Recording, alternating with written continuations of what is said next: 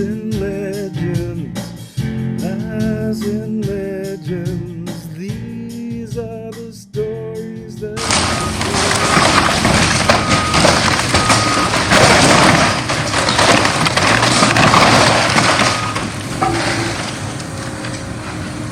My name is Quentin Goodbody.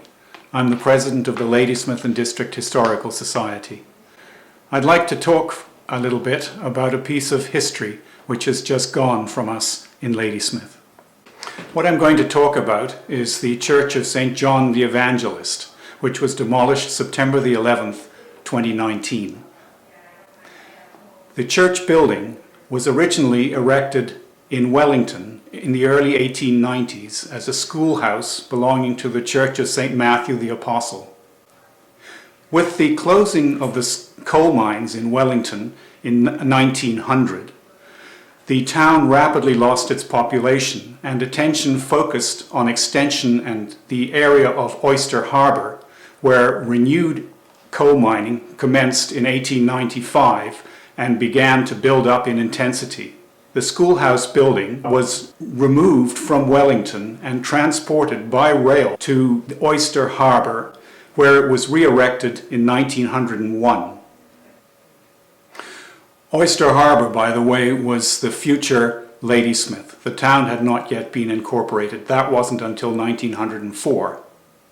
The church was erected at the corner of Buller Street and 3rd Avenue on a site which was one of 4 sites donated by Dunsmuir to the town of Ladysmith to serve the congregations of the Presbyterians, Protestants, Catholics, and Methodists. Interestingly enough, in addition to donating the 4 sites, Dunsmuir also donated a ton of coal per month for each congregation to keep them warm. The decision as to which church went on which site was done by pulling of straws. In 1902, the schoolhouse was enlarged and dedicated as a church school to serve as a Sunday school, parish hall, and a place of worship until a new church would be built. Courtesy of the Crucials and their company FMI, on August 27, 2019, the bell, along with the Greek cross, which had stood at the tip of the spire since 1910, were removed from the church and are now saved as artifacts in the Ladysmith Museum. Our intent is to remove the bell and the cross from the pinnacle of the steeple today. These are the last 2 significant artifacts in the church. We have heard rumors that the bell was donated by Dunsmuir. Originally, the intent was to have Ladysmith Fire and Rescue do this work for us. They got up there with their extension ladder, which is rated for about 500 pounds, and said it was too much weight. So it gives you an idea of scale of what we're talking about. It's either cast iron, brass, bronze, or some combination thereof.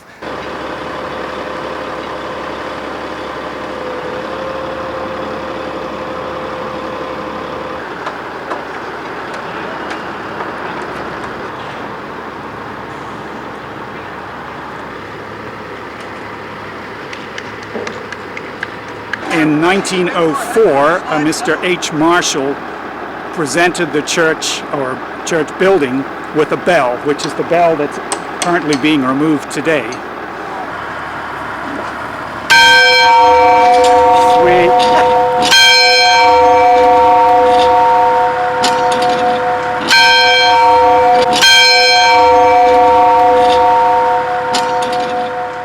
It wasn't until 1908 that the building was actually given the name of St. John the Evangelist. In 1910, due to a lack of funds, a decision was made not to build a new church, but to modify the existing building. It was given a more traditional church design by adding a vestry and an organ chamber, and completing the chancel and octagonal sanctuary. At the same time, the belfry was improved, electric lighting was installed, and new Gothic windows were installed and the exterior was painted. The only time the church was closed in its entire history was in 1918, at the end of the First World War. The closure was due to the influenza epidemic which was sweeping through Canada at that time. Many people died, and it was seen as a an important measure for people not to gather together in large congregations. As a result of this, a service to celebrate the armistice and the end of the war was delayed until early 1919. 1944 saw the dedication of the church to St. John the Evangelist, although, as I said before, it had been known as St. John since 1908. 1954 saw the ceremony of breaking the ground for the adjacent church hall, which was completed in 1955. In 1994, it was discovered the church had actually never been consecrated. Accordingly, at a service held on May the 8th, 1994, that date being the closest Sunday to May the 6th, which is now the alternate patronal festival of St. John, the Right Reverend Barry Jenks, the Bishop of British Columbia, consecrated the building. This is the interior of the church. Pretty well on any day of service, and some of the windows, and it shows the layout.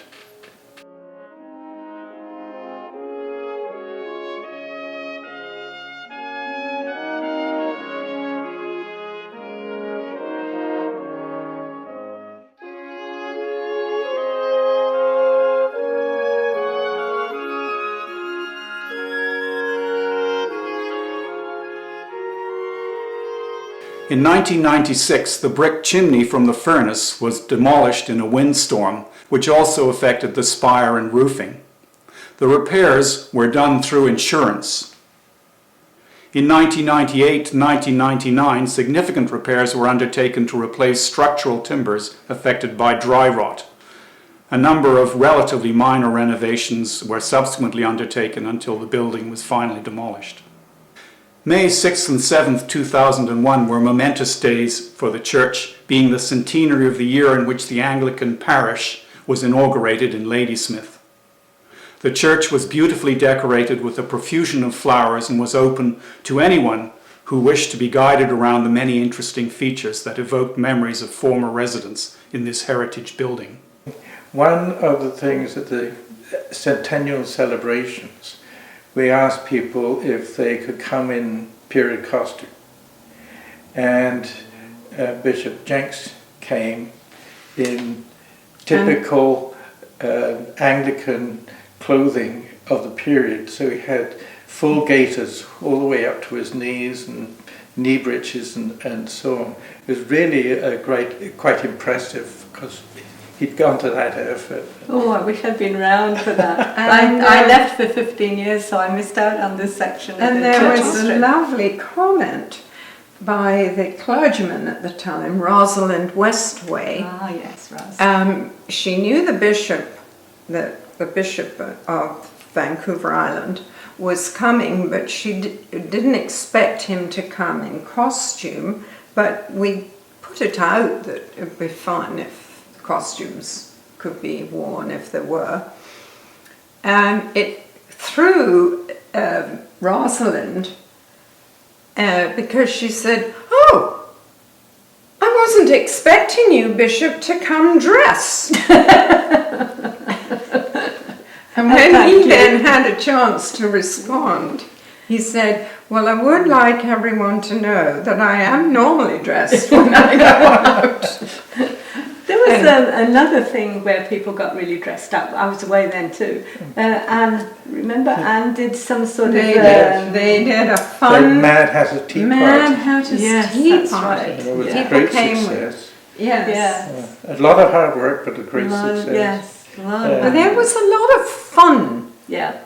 Yeah. So really, it used to be a really active church, didn't it? Yes. Yeah. It did. It did. Yeah. It's really hard to look back and see what went wrong. Yeah. No, I think the only thing that really went wrong was Anno Domini. That is everybody just getting older and stepping back when they felt they couldn't do anything more, or they couldn't be as, should we say, dramatic as before. By 2016, however, the congregation had shrunk to a low level and a decision was made to close the church. In 2017, the land and buildings were sold to the Ladysmith Resources Centre Association. The site is planned for redevelopment as affordable housing. So this is a project for that will have about 36 units in it. It's basically affordable housing for families, persons with developmental disabilities, and seniors. Although listed on the Ladysmith Heritage Community Register, the condition of the building due to dry rot precluded its retention. The bell had not been rung for a number of years due to structural instability of the building. At the time of its demolition on September 11, 2019, the Anglican Church was the only church in Ladysmith remaining on its original site. Sad moment. Lots of lovely timber. Yeah, try and record it for posterity.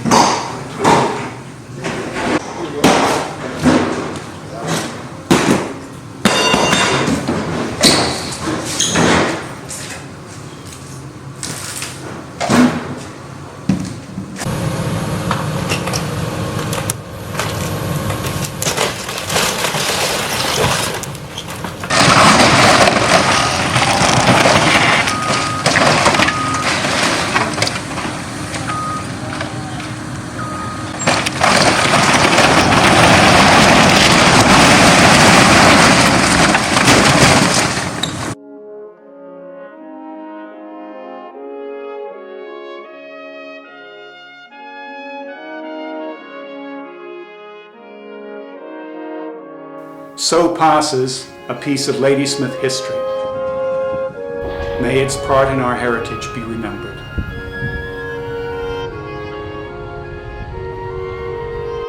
To assist in remembering this important part of our heritage, the Ladysmith District Historical Society recorded the demolishing of the building in the form of photographs and video. These are now preserved in the archives. The firm that demolished the building, Broad Demolition, recovered as many of the structural timbers as possible, separated out the metals, and saved as many of the architectural details as it could for recycling. In this way, the building lives on. Yeah, I'm rescuing the windows, and I'm hoping that they're going to go into a studio, because they'll just be beautiful illuminators. We've seen the loss of the Anglican Church, which stood on its original location in the town for 118 years. We need to be proactive toward preserving our heritage. To this end, the LDHS is proposing review and expansion of the existing Heritage Register and formal heritage designation of important buildings and places with plans for their restoration and maintenance. It would be sad to see more of this heritage disappear.